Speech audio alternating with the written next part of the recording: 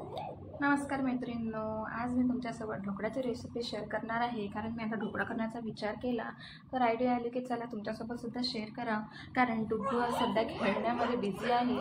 तर जोपर्यंत हा खेळण्यामध्ये बिझी आहे तोपर्यंत माझा ढोकळा होऊन जाईल. कारण त्याचे पप्पा पण आता येणारच आहेत, म्हणजे त्यांना आल्या आल्या नाश्ता करायला तयार होईल. अरे कहना क्या चाहते हो? चला तर बघूयात मग ढोकळ्याची रेसिपी.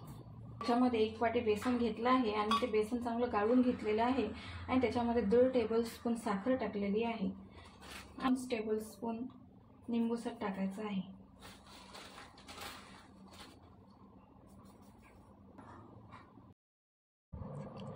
चवीपुरतं मीठ टाकायचं. 2 टेबलस्पून तेल टाकायचं.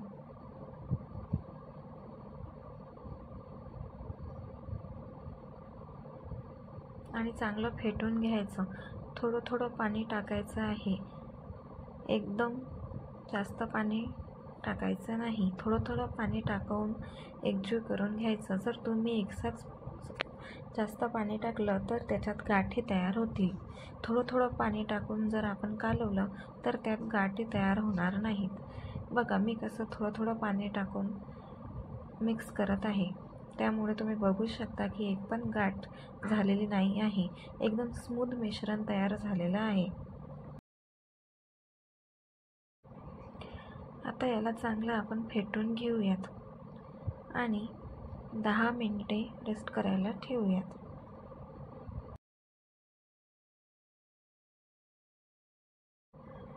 10 मिनिट याला बाजूला ठेवूयात आणि तोपर्यंत आपण गॅसवर एक भांडे ठेवूयात. कारण त्याच्यामध्ये आपल्याला ढोकळा करायचा आहे, ते आधीच गरम करून घ्यायचं आहे.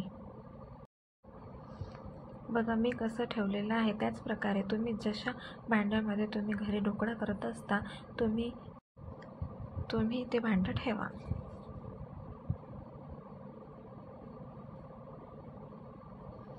बघा आता मिश्रण पूर्ण एकजीव झालेलं आहे आणि त्याच्यामध्ये एक पण गाठसुद्धा नाही आहे. त्यामध्ये मी 1 चम्मच खायचा सोडा टाकला. आपल्याला यामध्ये बेकिंग पावडर टाकायचं नाही आहे, फक्त खायचा सोडा टाकायचा आहे आणि एकजीव फेटून घ्यायचा आहे. बघा सोडा टाकल्यानंतर त्याला कसा फेस आलेला आहे. एकदम मिश्रण फुगलेलं आहे. तुम्हाला दिसत असेल की एकदम हलकं मिश्रण झालेलं आहे. आणि सोडा टाकल्यानंतर मिश्रण जास्त वेळ ठेवायचं नाही. सोडा टाकल्या आपल्याला ते प्लेटमध्ये भांड्यात लगेच टाकायचं आहे. कारण सोडा टाकून जास्त वेळ झाल्यानंतर सोड्याचा पावर खतम होतो आणि ढोकळा फुगणार नाही. त्याच्यामुळे तुम्हाला लगेच सोडा टाकून लगेच भांड्यामध्ये मिश्रण टाकून ठेवायचं आहे. बघा ढोकळा किती छान फुगलेला आहे आणि कच्चा पण राहिलेला नाही. आता आपण तडका करून घेऊया. तडका करण्यासाठी मी कढईमध्ये तडका तयार करत आहे. त्याच्यामध्ये मी 1 टेबलस्पून तेल टाकलेलं आहे आणि त्यामध्ये आता मोहरी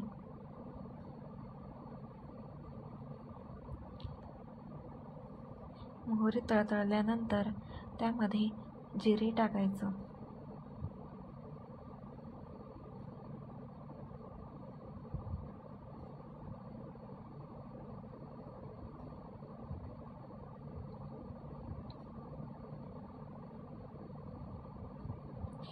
तुम्ही यामध्ये कढीपत्तासुद्धा टाकू शकता. मी कढीपत्ता टाकलेला नाही आहे कारण कढीपत्ता सध्या अवेलेबल नाही आहे. मी मिरच्या टाकल्या आहेत. मिरच्या चांगल्या भाजून घ्यायच्या आणि त्यानंतर त्यामध्ये पाणी टाकायचं. पाणी जास्त टाकायचं नाही, पाणी थोडंच टाकायचं आहे आणि चांगलं उकळू द्यायचं आहे. चांगलं उकळल्यानंतर गॅस बंद करायचा आहे.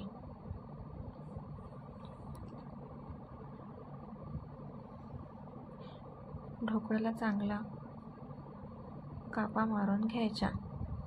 चांगले पीस तयार करून घ्यायचे आणि खायसाठी सर्व करायचं.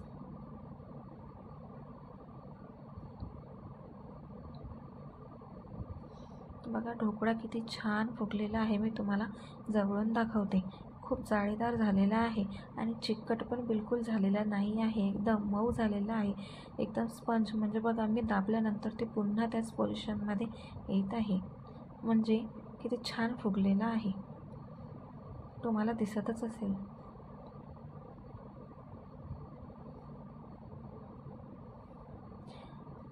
चला तर मग आता त्याच्यावर तडका मारून घेऊयात. त्याच्यावर मी तेल टाकलेलं आहे, जे आपण तडका करून घेतलेला होता ते, आणि त्याच्यावर कोथिंबीर टाकलेली आहे आणि थोडं शेव टाकते वरून. आणि बघा, आपला ढोकळा खाण्यासाठी रेडी आहे. तर कसा झाला आहे ढोकळा नक्की सांगा. शाबाश बेटा. हा बघा, मस्त नाश्ता तयार आहे. आता मी डुग्गूला आणि त्याच्या पप्पाला नाश्ता खायला देते आणि विचारते कसा झाला. काय झालं? घ्या हो. डुग्गू, तू ढोकळा खातो ना? खा मग. ये बघ, उठ उठ उठ, चल ये इकडे. चल, उठ लवकर, उठ लवकर, चल. ठीक आहे.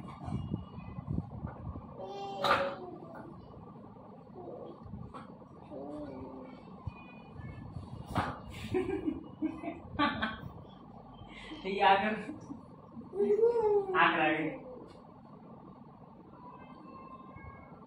ठीक आहे ना. खा तुम्ही आणि सांगा मला कसा झाला पटकन.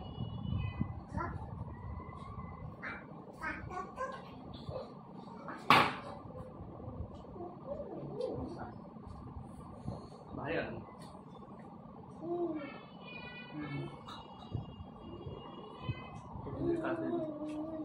डुग्गूला कोथिंबीर आवडत नाही, है ना डुग्गू?